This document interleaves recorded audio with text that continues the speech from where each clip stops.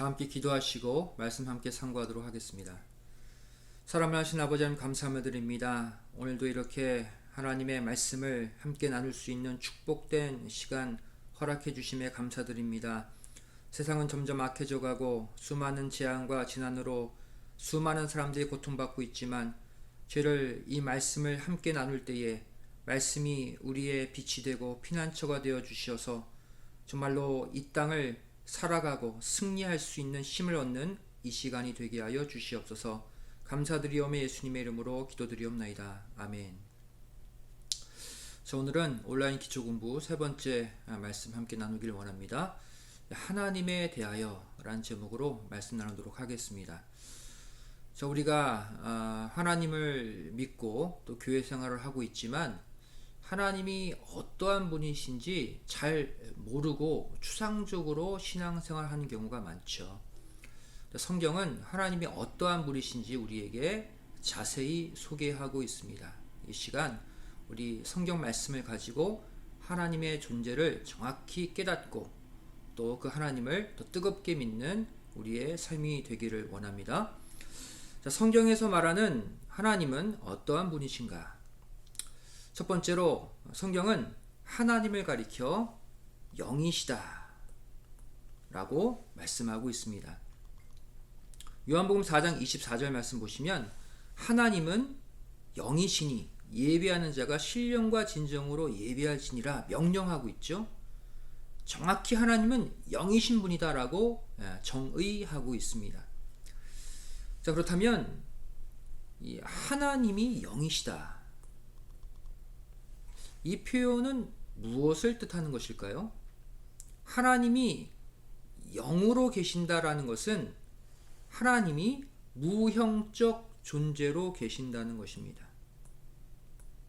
하나님은 본래 형체가 없는 분이라는 거예요. 이렇게 무형적 존재, 영으로 계시게 되면 무엇이 가능합니까? 온 땅에 동시에 충만하게 거할 수가 있죠. 하나님은 영의 상태로 온 우주 만물에 동시에 충만하게 거하시는 하나님이라는 거예요. 우리는 이것을 가리켜 무소부재의 하나님이라고 말을 하죠. 안 계신 곳이 없다는 거예요. 미국 땅, 한국, 동시에 아프리카, 동시에 전 우주 만물에 계시는 하나님이에요. 만약 하나님이 우리 눈에 보이는 형태로 계신다면 그것은 무엇을 가리킵니까? 시공간의 제약을 받는다는 거예요. 이곳에 계시면 다른 곳에는 계실 수가 없어요. 그렇게 되면 온 우주 만물을 주관하고 다스리시는 하나님이 되실 수가 없죠. 그래서 하나님은 영의 상태로 온 우주 만물에 충만하게 계시면서 모든 곳에서 모든 사건들을 주관하고 간섭하고 계시는 하나님이다. 요한계시록 5장 6절 말씀 보시면 내가 또 보니 보호자와 네 생물과 장로들 사이에 어린 양이 섰는데 일찍 죽임을 당한 것 같더라. 7뿔과 7눈이 있으니 이 눈은 온 땅에 보내심을 입은 하나님의 7 영이더라 말씀하고 있습니다. 계시록 5장은 하나님이 영이신데 특별히 7 영이시다라고 얘기하고 있어요. 7 영으로 계신다, 이것은 7개의 영이라는 게 아니에요. 하나님이 7개의 영으로 따로따로 계신다는 의미가 아니라는 거예요. 하나님은 한 분이십니다. 그럼 하나님이 7 영이시다. 자, 이것은 무슨 뜻일까요? 성경에서 숫자는 그 자체적으로 또 중요한 의미를 가지고 있습니다. 바로 이 7수는 숫자 3, 성부, 성자, 성령을 가리키는 하늘의 수에 동서남북 사방 가리키는 이 땅의 수가 더해져서 하늘과 땅을 다시 하나로 완성하시는 완전을 가리키는 완전수가 숫자 7입니다. 자, 이러한 개념으로 보시면 하나님이 영이시다 라고 요한복음 4장은 말해놓고, 또 계시록 5장에 가서 하나님은 일곱 영이시다 라고 또 말씀하시는 것은, 하나님은 온 땅에 충만한 영으로, 즉 칠수의 영으로, 완전한 영으로 이 땅에 계신다 라는 상징적인 의미가 되겠습니다. 일곱 영으로 계신다, 온 땅에 충만하게 빈틈없이 계신다는 뜻이에요. 그래서 하나님은 어디서나 우리가 뭘 하는지를 다 보고 계셔요. 저 구석에 아무리 멀리 외딴 섬에 가서 나쁜 짓을 해도 하나님은 거기에도 계세요. 일곱 영으로 온 땅에 충만하게 계시는 하나님이시다. 우리가 이 내용을 정확하게 알면 절대 죄질 수 없는 것이죠. 하나님 믿게 되면 어디에나 계시는 영이신 하나님, 이것을 깨닫게 되면 우리가 늘 어디서나 조심스럽게 하나님 바라보며 살 수가 있는 거예요. 그래서 우리가 말씀을 배우는 게 중요합니다. 두 번째로, 하나님은 어떠한 분이시냐? 바로 삼위일체의 하나님이시다. 여기 한자 써 있죠? 삼위일체의 하나님이시다. 좀 어려운 개념이지만 설명을 드리도록 하겠습니다. 삼위일체의 하나님이란 과연 어떠한 하나님을 말할까요? 삼위일체, 몸은 하나인데 세 가지 위치로 계신다, 이런 뜻입니다. 다시 정리해보면 본체는 하나인데, 한 몸인데 동시에 세 가지 위치로 계시는 하나님이다, 이런 뜻이에요. 이 세 가지 위치가 무엇입니까? 바로 성부 하나님, 즉 아버지 하나님이죠. 또 성자 하나님, 아들 하나님이죠. 또 성령 하나님을 가리킵니다.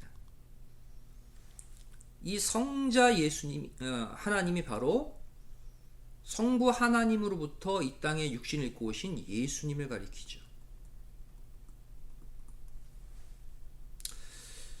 자, 성경은 하나님이 삼위일체로 계신다는 것을 정확하게 원어로 입증하고 있습니다.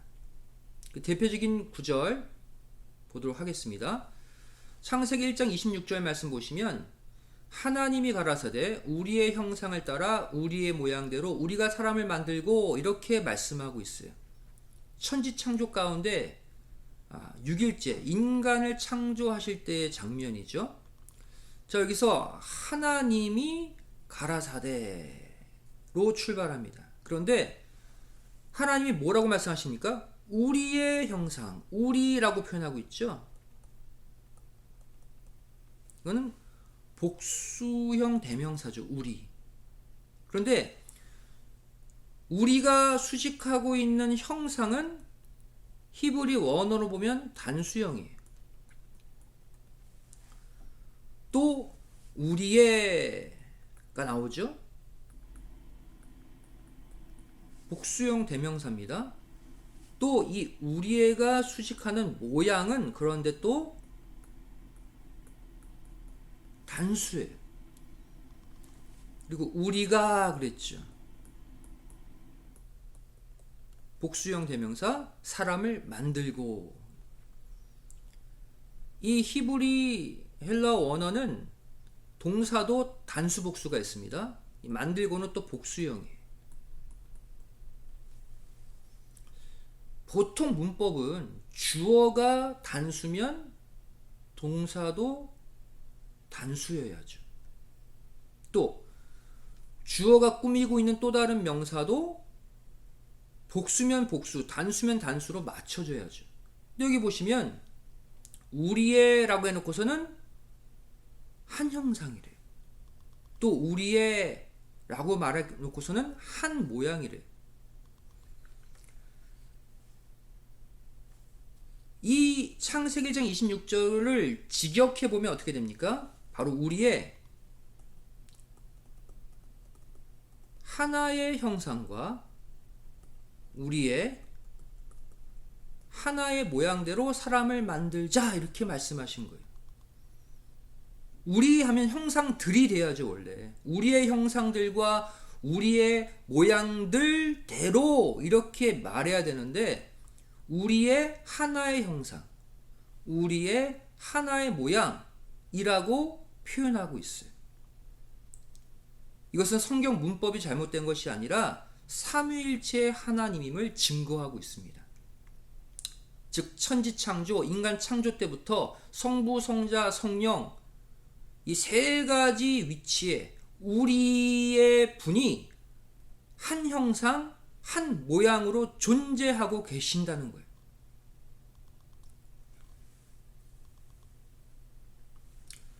창세기 3장 22절 말씀 보시면 또 그러한 표현이 나오죠. 여호와 하나님이 가라사대 보라, 이 사람이 선악을 아는 일에 우리 중 하나같이 되었으니 그가 그 손을 들어 생명나무 실과도 따먹고 영생할까 하노라 하시고 그랬어요. 이번에는 아담이 타락한 다음에 아담을 에덴 동산에서 추방할 때 뭐라고 말하고 있습니까? 보라, 이 사람이 선악을 아는 일에 우리 중 하나같이 되었다. 또 우리라고 표현하고 있죠. 하나님이 말씀하시는데 우리라고 말씀하고 있어요. 하나님이 우리다. 복수형으로 표현하고 있죠. 즉 삼위일체의 하나님, 삼위로 계시지만 본체는 하나의 모양, 하나의 형상으로 계신 하나님임을 증거하고 있습니다.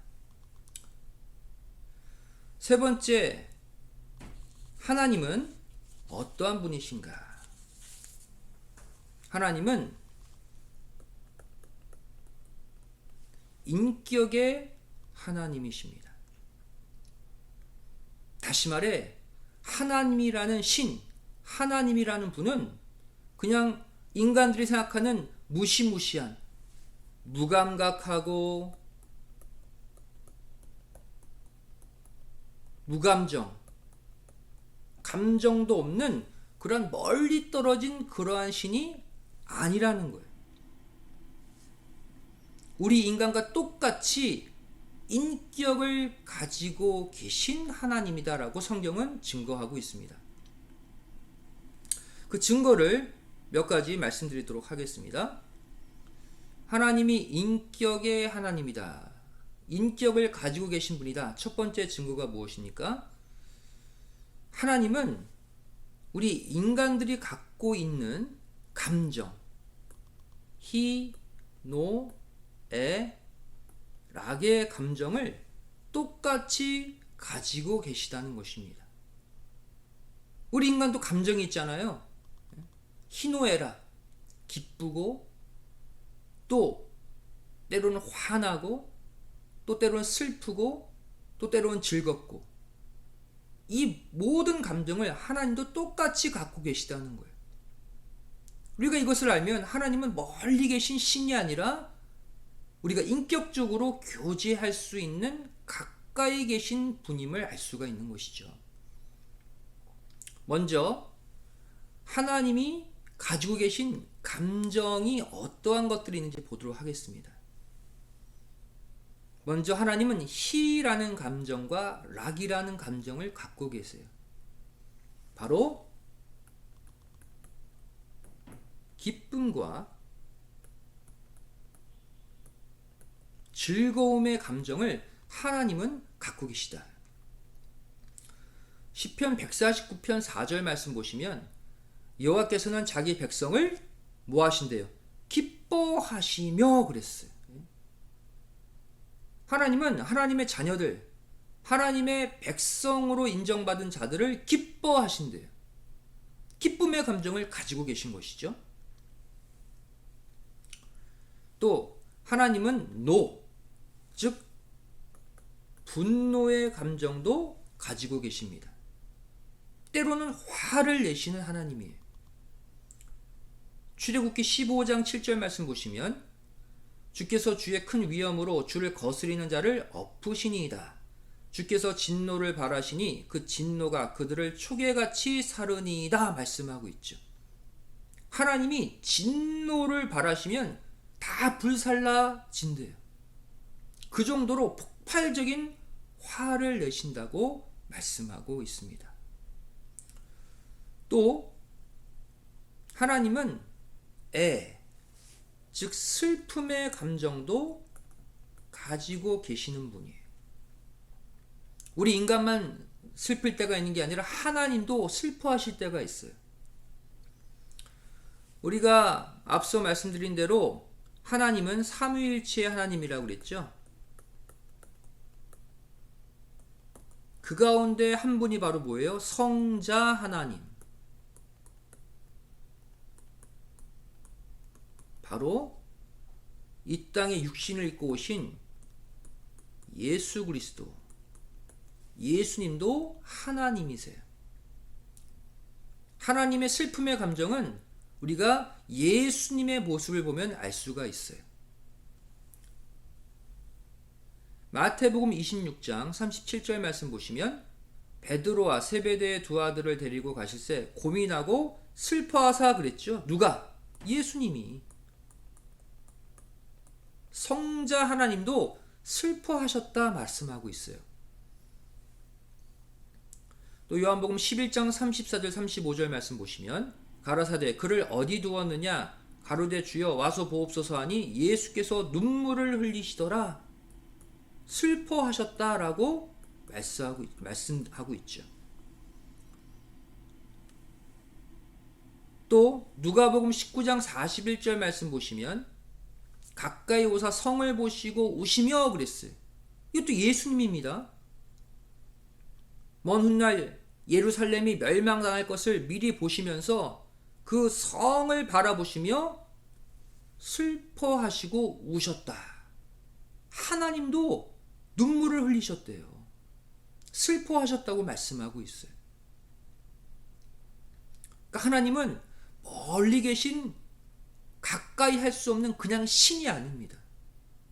우리 인간과 똑같이 희노애락의 감정을 가지고 계셔요. 그러니 얼마나 우리가 다가설 수 있는 그러한 분이십니까? 근데 이것은 우리 인간이 감정을 갖고 있듯이 하나님이 감정을 갖고 계시다가 아니에요. 반대로 하나님이 원래 감정이 있으시는 바로 인격의 하나님이신데 우리가 그 하나님의 형상을 따라 창조되었기 때문에 우리도 하나님처럼 감정이 있는 거예요. 우리가 그것을 알아야 됩니다. 하나님의 우리는 형상대로 창조된 인간이에요. 그래서 하나님이 인격이 있으시고 감정이 있으시듯이 우리 인간도 하나님과 똑같이 희노애락의 감정을 가지고 있다는 것입니다. 창세기 1장 27절 말씀 보시면 하나님이 자기 형상 곧 하나님의 형상대로 사람을 창조하시되 남자와 여자를 창조하시고 그랬죠. 하나님이 피조물이라고 그냥 세상 아무 것을 재료 삼아 그냥 만드신 게 아니라 하나님이 자신을 재료 삼아 만드신 게 인간이라는 거예요. 이 땅의 모든 우주 만물은 다 하나님이 그냥 창조하셨지만 유독 인간만은 하나님의 형상을 재료로 만드셨습니다. 우리 인간은 정말 특별한 존재예요. 그 하나님의 형상이 무엇입니까? 인격이 있으시고 희노애락 감정이 있으신 거예요. 그래서 우리 인간도 인격이 있고 감정이 있는 거예요. 그런데 중요한 것은 하나님의 감정과 타락한 우리 인간의 감정은 좀 차이가 있습니다. 하나님은 완전하신 분이시죠. 그래서 하나님의 희노애락, 하나님의 감정은 완벽하고 온전합니다. 하나님이 화내실 때도, 슬퍼하실 때도, 또 기뻐하실 때도, 즐거워하실 때도 다 모든 것이 완벽해요. 완전한 상황 가운데 완전한 감정을 표출하시는 분이 하나님이에요. 하지만 타락한 우리 인간은 어떻습니까? 타락으로 인해, 죄로 인해 완전한 감정이 어그러졌어요. 그래서 우리 인간의 감정은 늘 불완전합니다. 차이는 그거예요. 한마디로 말해 우리는 슬퍼해야 될 순간에 오히려 기뻐한다는 거예요. 또 기뻐해야 할 그 순간에 오히려 화를 내고 슬퍼합니다. 어그러진 인간의 감정, 죄로 인해 어그러진 인간의 상태예요. 그래서 야고보서 4장 9절에 이렇게 말씀하고 있죠. 슬퍼하며 애통하며 울지어다. 너희 웃음을 애통으로, 너희 즐거움을 근심으로 바꿀지어다 말씀하고 있어요. 웃음을 애통으로 바꾸래요. 또 즐거움을 근심으로 바꾸래요. 무슨 말입니까? 현재 우리 감정이 잘못되어 있으니까 이것을 올바로 고치라는 거예요. 웃음을 애통으로, 현재 애통해야 될 상황인데 웃고 있다는 거예요. 고치라는 거예요. 즐거움을 근심으로, 현재 근심해야 될 상황인데 즐거워하고 있다는 거예요. 이처럼 인간은 죄로 인해서 어그러진 감정, 잘못된 감정을 나타내며 삽니다.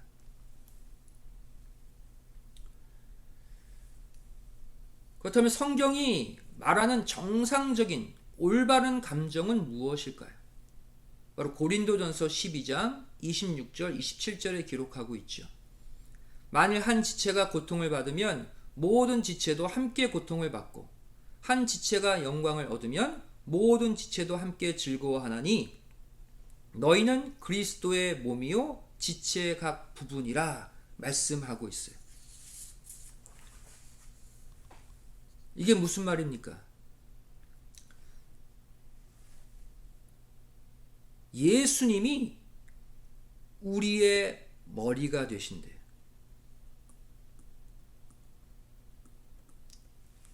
그러니까 예수님과 우리의 관계를 이 몸의 머리와 지체 관계로 설명하고 있어요. 그래서 성경은 예수님을 교회의 머리라고 말씀하고 있고, 또 교회를 예수님, 예수 그리스도의 몸이라고 비유하고 있어요.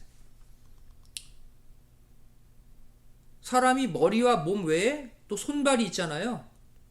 지체. 이 지체가 바로 우리 성도들이라고 말하고 있습니다. 그러니까 예수님을 머리로 하고 살면 어떠한 정상적인 감정이 나타나게 되느냐? 한 지체, 우리 한 형제, 우리 한 성도가 고통을 받으면 똑같이 그 고통이 느껴지는 게 정상적인 감정이라는 거예요. 또 내 지체 가운데 한 지체가 영광을 얻고 좋은 일이 생기면 마치 그 일이 내 일인 것처럼 똑같이 기뻐하고 즐거워하는 감정이 나타나야 정상이라는 거예요. 예수님을 머리로 두고 살면 이렇게 타락 이전에 온전한 하나님의 형상대로의 그 감정이 회복됩니다. 하지만 그 마음 속에서 내 삶 가운데 예수님이 머리가 되지 못하고 떠나게 되면 어떻게 됩니까? 타락한 내 자신이 나를 이끄는 삶이 되면 어떻게 될까요? 이와 반대되는 감정이 나오는 거예요. 다른 지체가 잘 되면 기뻐하기는커녕 배가 살살 아픕니다. 괜히 화가 나요. 남 잘 되는 거 보면 괜히 내가 슬퍼져요. 그렇지 않습니까? 또 남이 어려움에 처하면 야, 다행이다. 내가 저 일을 안 겪었으니까. 속으로 은근히 안심하고 또 기뻐한 적 없습니까? 이거는 다 잘못된 감정이에요. 바로 내 안에 죄성 때문에 내 감정이 어그러져 있다는 거예요. 그러니까 우리는 예수님을 머리 삼아서 이 어그러진 감정을 올바른 감정으로 바꾸어 나가야 합니다. 그렇다면 우리의 잘못된 감정을 올바른 감정으로 회복하는 방법이 무엇일까요? 바로 그것은 하나님의 마음과 하나님의 사상이 담겨져 있는, 하나님의 영이 녹아져 있는 하나님의 말씀을 열심히 읽고 듣고 배울 때 그 말씀이 내 감정을 똑바로 잡아주는 거예요. 내 스스로 내 감정을 컨트롤하지 못합니다. 정말 기뻐야 될 때 혼자 화나요. 혼자 다른 감정 보입니다. 그럴 때 있잖아요. 모두가 기뻐하고 있는데 괜히 심통나서 마음이 그냥 어두워질 때 있잖아요. 바로 타락했기 때문에, 죄 가운데 있기 때문이에요. 하나님의 말씀을 계속 내가 받아 먹을 때 그 말씀이 내 안에 어그러진 감정을 바로 잡아주는 거예요. 타락 이전에 하나님의 형상을 되찾아주는 것은 하나님의 말씀뿐입니다.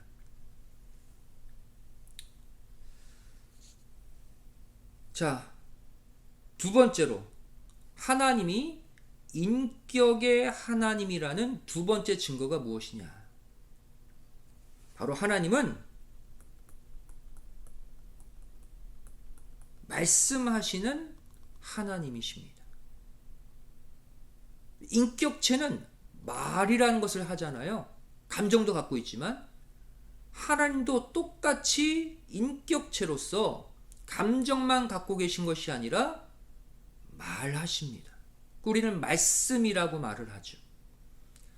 창세기 1장 3절 말씀 보시면 하나님이 가라사대 빛이 있으라 하심에 빛이 있었고, 하나님이 가라사대 말씀하고 있어요. 이 가라사대는 말씀하시되 이런 뜻입니다.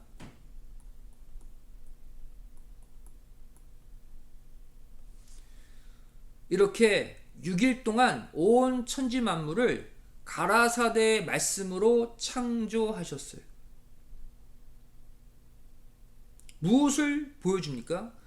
하나님이 뭐가 아쉬워서, 뭐가 부족해서 꼭 말씀으로만 천지를 만들 수 있으십니까? 그게 아니죠. 그냥 한번 하시면 한순간에 빛, 땅, 채소, 인간, 동물 다 만드실 수 있는 전지전능한 하나님이세요. 근데 왜 성경은 창세기 1장에 굳이 하나님이 가라사대 빛이 있었고, 가라사대 궁창 윗물과 아랫물로 나누고, 가라사대 모든 식물, 모든 인간, 동물을 창조하셨다. 왜? 말씀으로 창조하셨다라고 굳이 표현하고 있을까요? 바로 하나님은 우리 인간과 똑같이 말씀하시는 하나님이시라는 것을 보여주기 위함이에요.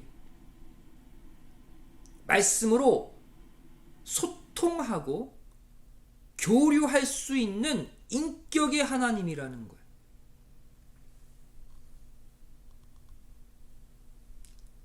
따라서 하나님의 형상대로 창조된 인간도 하나님과 똑같이 인격을 갖고 있는 거예요. 그리고 말로 의사소통을 하는 것이죠. 언어로, 말로 유일하게 의사소통할 수 있는 것이 인간뿐이잖아요. 근데 이것이 가만히 보니까 하나님을 닮아서 그대로 하는 거예요. 하나님의 형상대로 창조됐기 때문에 똑같이 인격이 있고 말을 한다. 그러니 하나님과 우리는 같은 성질이에요. 왜? 하나님의 형상대로 창조된 인간이기 때문이에요. 얼마나 감사합니까? 이 땅에 다른 모든 생명체는 하나님의 형상대로 창조되지 않았어요. 우리 인간만이 특별한 존재로 창조된 것이죠. 그래서 성경은 시종일관 뭐라고 말씀하고 있습니까? 하나님과 성도와의 관계를 창조주와 피조물의 관계로 딱 떼어놓지 않으시고 아버지와 자녀의 관계로 표현하고 있는 거예요. 아버지와 자녀는 같은 성질이잖아요. 같은 DNA를 갖잖아요. 그죠? 마찬가지로 하나님의 형상대로 창조된 우리 인간은 하나님과 같은 성질, 그래서 아버지와 자녀로 하나님 스스로가 표현하고 계신 거예요. 그러니 자녀는 당연히 아버지를 닮아가야 되는 것이죠. 그러니까 우리의 이 땅의 삶도 반드시 하나님의 속성을 회복해서 하나님의 형상을 회복해서 하나님을 닮아가는 삶을 살아야 되는 거예요. 그것이 하나님이 우리를 자녀로 불러주신 것에 대한 보답입니다. 신명기 32장 6절 말씀 보시면 이렇게 말씀하고 있죠. 그는 너를 얻으신 너의 아버지가 아니냐? 누구를 가리켜서? 여호와 하나님을 가리켜서 하나님, 여호와 하나님은 너의 아버지시다라고 분명히 말씀하고 있어요. 또한 이사야 64장 8절 말씀 보시면 여호와여 주는 우리의 아버지시니이다. 우리는 진흙이요 주는 토기장이시니 이렇게 말씀하고 있죠. 하나님이 우리를 창조하셨잖아요. 아버지가 자녀를 태어나게 하듯이 우리를 창조하신 하나님은 우리의 아버지이시고 바로 신령한 토기장이시라는 거예요. 또 고린도후서 6장 18절 말씀 보시면 너희에게 아버지가 되고 너희는 내게 자녀가 되리라 라고 분명히 말씀하고 있습니다. 우리 인간만이 하나님의 자녀로 삼아 주시는 거예요. 네 번째로 하나님은 어떠한 분이신가? 성경은 하나님을 가리켜서 스스로 계신 분이다 이렇게 소개하고 있어요. 출애굽기 3장 14절 말씀 보시면 하나님이 모세에게 이르시되 나는 스스로 있는 자니라 이렇게 설명하시죠. 하나님의 또 다른 특성을 보여주는 이름입니다. 스스로 있는 자. 그게 하나님의 또 다른 이름이에요. 스스로 있는 자다 라는 것은 어떠한 뜻을 갖고 있습니까? 바로 영원 전부터 영원까지 스스로 계시는 분이다 이런 뜻이에요. 그래서 다른 어떤 존재의 도움도 필요 없으신 절대자시다 라는 표현이 스스로 있는 자예요. 이 땅에 그 어떠한 생명체도 스스로 존재할 수 없습니다. 다른 무언가의 도움을 받지 않으면 살 수 없어요. 우리 인간만 하더라도. 그리고 스스로 나올 수도 없죠. 바로 부모의 모습을 통해 부모의 뱃속에서부터 태어나잖아요. 근데 이 땅에서 유일하게 다른 어떠한 존재의 도움도 받지 않고 영원전부터 영원까지 스스로 홀로 계시면서도 전혀 부족함이 없이 온전하게 계실 수 있는 분이 하나님이세요. 그래서 그 하나님을 표현하는 단어가 스스로 있는 자다. 시편 90편 2절 말씀 보시면 산이 생기기 전 땅과 세계도 주께서 조성하시기 전 곧 영원부터 영원까지 주는 하나님이시니라 말씀하고 있죠. 하나님은 시작도 끝도 없으세요. 영원전부터 영원까지 그냥 스스로 쭉 계셔 오신 분이에요. 그러면서 다른 모든 생명체를 창조하신 분이죠. 그러니 하나님 믿을만 하지 않습니까?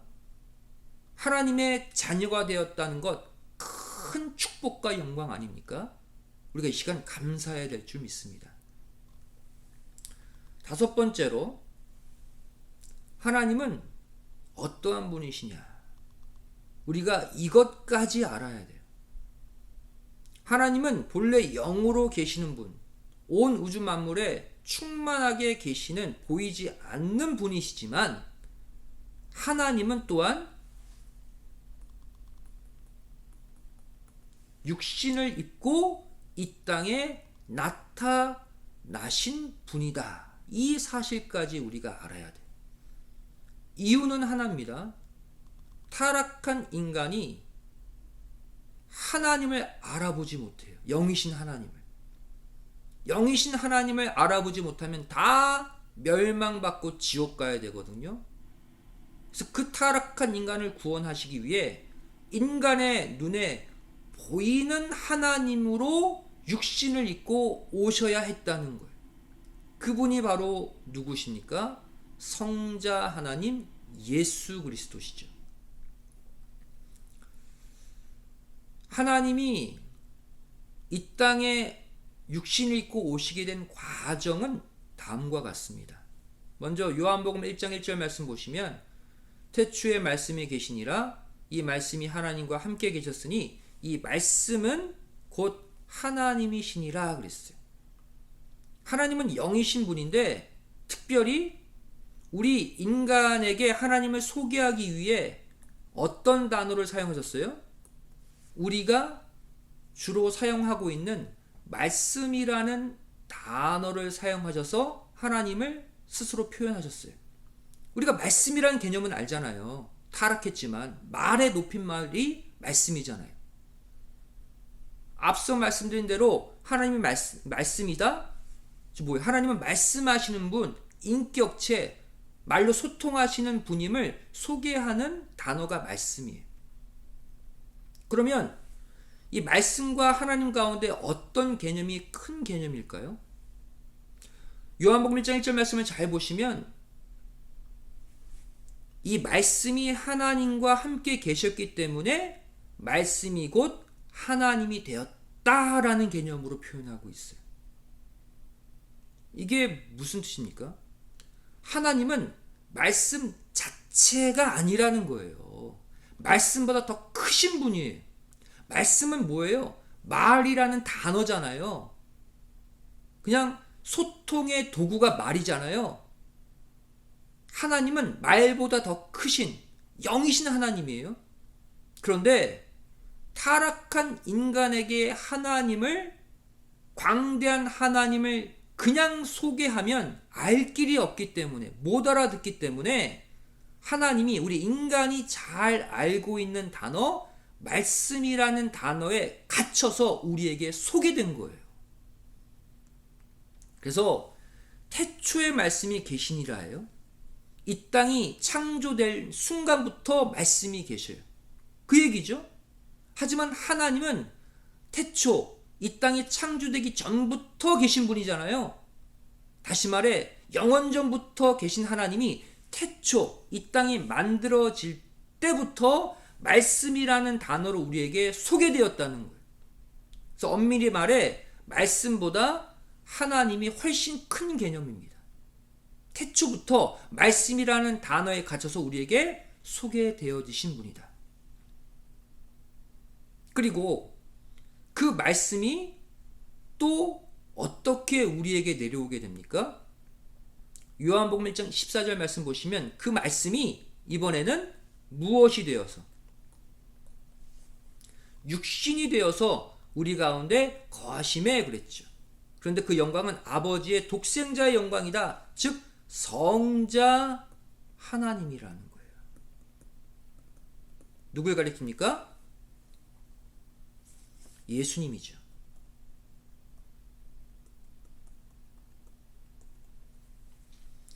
예수님은 어떤 분이에요? 말씀이 육신을 입고 이 땅에 오신 하나님이라는 거예요. 그래서 예수님은 한마디로 말하면 눈에 보이는 하나님이세요. 그래서 우리 인간이 인지할 수 있죠. 예수님이 실제 움직이시고 말하시고 행동하시고 병 고치시고 이 모든 행위들을 실제 보면서 하나님이 어떠한 분인지를 실제 몸소 보여주신 거예요. 우리로 하여금 하나님 믿게 하기 위해서. 그래서 요한복음 1장 18절 말씀 보시면 본래 하나님을 본 사람이 없을 때, 당연하죠. 왜? 하나님은 본래 어떤 분이시기 때문에 인간의 눈에 보이지 않는 영으로 계신 분이기 때문에 절대 타락한 인간은 하나님을 볼 수도 없고 인지할 수도 없어요. 그래서 그 타락한 인간을 만나기 위해, 구원하기 위해 바로 독생하신 하나님, 즉 예수님께서 보이는 하나님으로 우리 눈앞에 나타나셨다고 성경은 말씀하고 있는 거예요.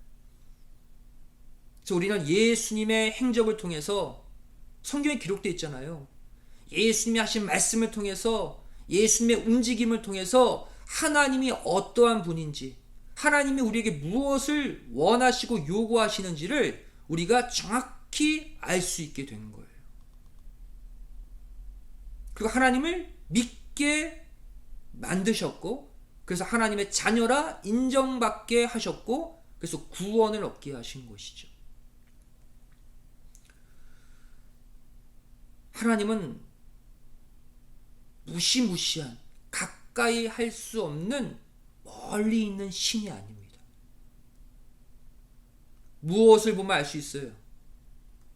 하나님이 타락한 죄 가운데 죽음과 멸망으로 갈 수밖에 없는 우리 인간을 구원하기 위해 우리가 영이신 하나님을 인식하지 못하고 만나지 못하니까 친히 인간이 되셔서 예수님의 그 모습으로 우리에게 나타나 주셨잖아요.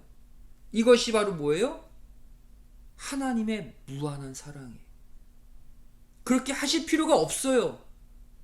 하나님이 뭐가 아쉬워서 인간의 육신에 갇혀서 우리 구원하러 이 땅에 오셔야 됩니까? 그러니까 창조주 하나님이 인간 죄 가운데 타락했어요? 그럼 싹 그냥 멸망시키시고 새로 다시 인간 만드시면 됩니다. 하나님은 그렇게 하지 않으시고 타락한 인간을 고쳐서 구원시키기 위해서 스스로 연약한 인간의 육신에 갇혀서 우리를 만나러 오신 거예요.